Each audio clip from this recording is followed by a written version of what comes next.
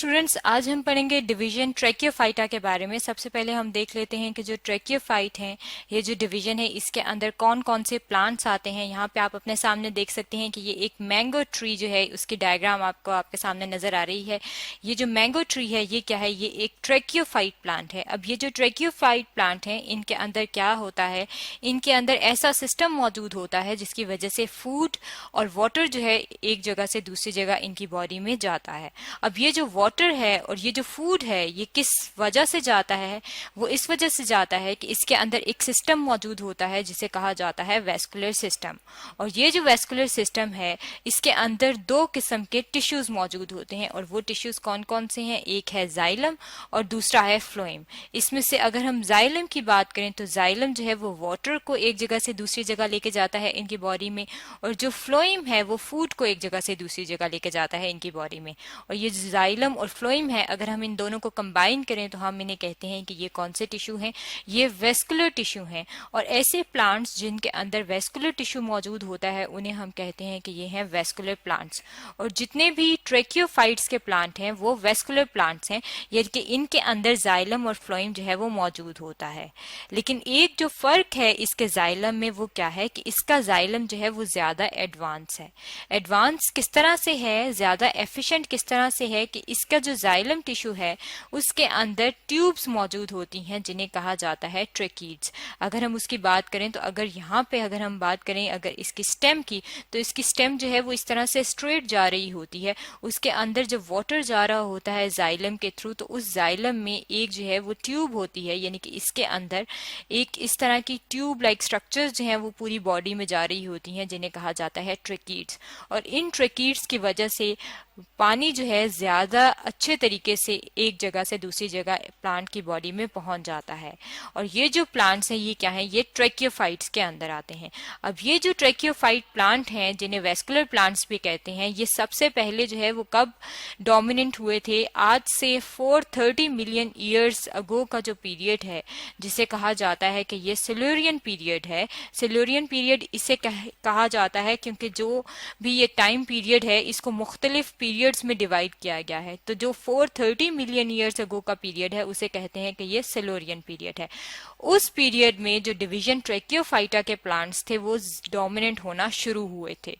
अब ये जो डिवीजन ट्रैकियोफाइटा है, इसके बहुत सारे मेजर प्लांट्स तो हमें नजर आते हैं, लेकिन कुछ प्लांट्स जो हैं उसके ऐसे हैं जो पहले मौजूद थे लेकिन अब जो है वो खत्म हो चुके हैं, यानी कि एक्सटिंक्ट हो चुके हैं। उनमें से एक जो प्लांट है इसका वो है कुक्सोनिया। कुक्सोनिया जो है वो डिवीजन ट्रैकियोफाइट के अंदर आता है, लेकिन ये एक्सटिंक्ट हो चुका है, यानी कि अब जो है वो आपको नजर नहीं आता। अब अगर हम इन डिवीजन ट्रैकियोफाइट के अंदर जो प्लांट्स हैं उनकी बात करें तो जितने भी ट्री हैं वो इसके अंदर आते हैं। और आपको पता है कि जितने भी ट्रीज हैं वो आपको इस तरह से जो है इसकी स्ट्रक्चर जो है वो नजर आती है, यानी कि उसके अंदर क्या क्या इसके पार्ट्स होते हैं। इसके अंदर इसका रूट मौजूद होती है जो कि वाटर एब्जॉर्ब करती है, और अंडरग्राउंड होता है स्टेम होती है जो कि ऊपर एरियल पार्ट है यहाँ पे आपको नजर आता है, और उस स्टेम के ऊपर जो है वो लीफ मौजूद होते हैं। और ये जो रूट स्टेम लीफ है, ये तीनों मिलके क्या बनाते हैं? ये इसका बनाते हैं स्पोरोफाइट। और इसका स्पोरोफाइट जो है वो इंडिपेंडेंट होता है। इंडिपेंडेंट होने का मतलब है कि किसी चीज पे डिपेंड नहीं करता। आपने देखा होगा कि ट्रीज जो हैं वो इसी तरह से इंडिपेंडेंट लगे होते हैं, वो किसी चीज पे डिपेंड नहीं कर रहे होते कि उनकी जो स्टेम है वो किसी चीज पे डिपेंड कर रही हो, बल्कि खुद ही जो है वो खुराक ले रहे होते हैं, अपनी फूड जो है वो खुद प्रिपेयर कर रहे होते हैं और सरवाइव कर रहे होते हैं। ये जो आपको बॉडी नजर आती है इसे कहा जाता है कि ये इसका स्पोरोफाइट है। अब ये जो ट्रैकियोफाइट प्लांट है, इनके अंदर जो अगर हम बात करें तो इनके अंदर कुछ अडेप्टिव फीचर भी हैं। सबसे पहले अगर हम बात करें तो जो भी प्लांट है उसके अंदर जो है वो दो किस्म के गेमीट्स मौजूद होते हैं। और वो जो दो किस्म के गेमीट्स हैं वो कौन से होते हैं? एक होता है फीमेल गेमीट और एक होता है मेल गेमीट। अब ये जो मेल एंड फीमेल गेमीट है जिसके अंदर शामिल होता है एग एंड स्पर्म, इसकी अगर हम बात करें तो ये इसके रिप्रोडक्टिव सेल होते हैं। और ये जो रिप्रोडक्टिव सेल होते हैं इनके बाहर एक प्रोटेक्शन के लिए जैकेट सेल मौजूद होते हैं, यानी कि यहाँ पे जो है वो स्टेराइल जैकेट सेल्स जो हैं वो इसके अंदर मौजूद होते हैं। इसको समझने के लिए हम अपने सामने यहाँ पे जो है ये एक डायग्राम देख लेते हैं। इस डायग्राम में जो है यहाँ पे अगर आप देखें तो ये इसका बताया है कि यहाँ पे इसके एग मौजूद है, ये येलो से कलर का, इसको हम सर्कल कर लेते हैं। और ये जो एग है अगर आप इसको देखें तो ये एग जो है ये इसका फीमेल पार्ट है, और फीमेल जो इसका पार्ट है उसे आर्चिगोनियम कहते हैं। और ये जो इसका आर्चिगोनियम है जिसके अंदर इसका एग मौजूद है, उसके बाहर यहाँ पे आपको माइन्यूट से जो है ये हेयर नजर आ रहे हैं। ये जो स्टेराइल हेयर हैं ये एक जैकेट बना देते हैं इसके इर्द गिर्द, जिसकी वजह से इसके जो रिप्रोडक्टिव सेल हैं यानी कि यहाँ पे जो इसका एग है वो प्रोटेक्टेड रहता है, और प्रोटेक्टेड रहने की वजह से इसका सर्वाइवल ज्यादा होता है। इसके अलावा जो एक और पॉइंट है वो क्या है कि जब इसके अंदर एग यहाँ पे मौजूद होता है और जब फर्टिलाइजेशन होती है, और फर्टिलाइजेशन होने के बाद क्या बन जाता है, फर्टिलाइजेशन होती है तो मेल एंड फीमेल गमीट जो है वो कंबाइन होते हैं, स्पर्म आता है। जब फर्टिलाइजेशन हो जाती है तो क्या बन जाता है, जाइगोट बन जाता है। और जाइगोट जो है वो किस तरह का स्ट्रक्चर होता है, वो इस तरह का एक सर्कुलर सा स्ट्रक्चर होता है। यहाँ पे आपके सामने जो है ये दिखाया गया है कि यहाँ पे जो है ये एग मौजूद है, ये इसका फीमेल पार्ट है, और इसके बाहर जो है ये प्रोटेक्टिव सेल जो है वो मौजूद है। ये लंबा जो पार्ट है इसे कहा जाता है कि ये नेक है, और जो बेस है उसे कहा जाता है वेंटर, जहाँ पे एग मौजूद होता है।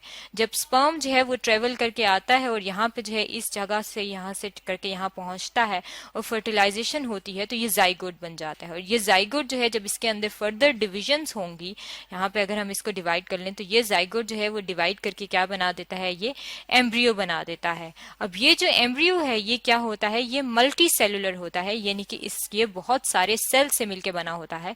बहुत सारे सेल से किस तरह मिलकर बना होता है, ये एक जाइगोट था, इसके अंदर ढेर सारी सेल डिवीजन हुई, तो ये कितने सेल्स हो गई, इनका नंबर ऑफ सेल जो है वो डिवीजन की वजह से इंक्रीज हो जाता है। तो हम कहते हैं कि ये क्या है, ये मल्टी सेलुलर एम्ब्रियो है। और ये मल्टी सेलुलर एम्ब्रियो जो है ये कहाँ पे बनता है, ये इसके आर्चिगोनियम में बनता है। आर्चिगोनियम क्या है, जो ये इसका पार्ट है जहाँ पे इसका एग मौजूद होता है, रिप्रोडक्टिव ऑर्गन जो है उसे हम आर्चिगोनियम कहते हैं। और इसका जो एम्ब्रियो है वो इसके आर्चिगोनियम के अंदर ही रहता है, बाहर नहीं जाता कि फर्टिलाइजेशन होगी या जाइगोट बन गया तो अब बाहर चला जाए, बल्कि उसके अंदर ही मौजूद रहता है एम्ब्रियो, और उसकी वजह से इसकी प्रोटेक्शन होती है और प्लांट बॉडी जो है वो दोबारा से डेवलप होती है। यानी कि मैक्सिमम चांसेस होते हैं कि दोबारा से एक प्लांट बॉडी बने, और डैमेज होने के चांसेस जो है वो बहुत कम होते हैं।